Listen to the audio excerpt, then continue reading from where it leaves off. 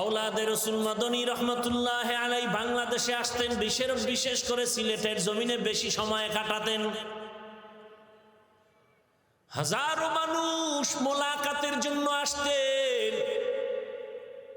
আওলাদে রসুল আসছে, দেখতে যাই, বরকত নেই, হাত বিছায় বিছায় সালাম দেওয়ার জন্য। তবে দুই শ্রেণীর মানুষের সাথে হযরতে হাত মিলাতেন না।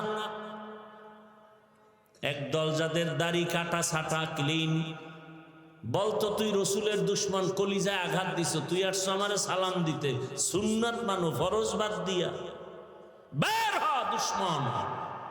রসুলের সামনে কিভাবে দাঁড়াবে দাড়ি ছাড়া?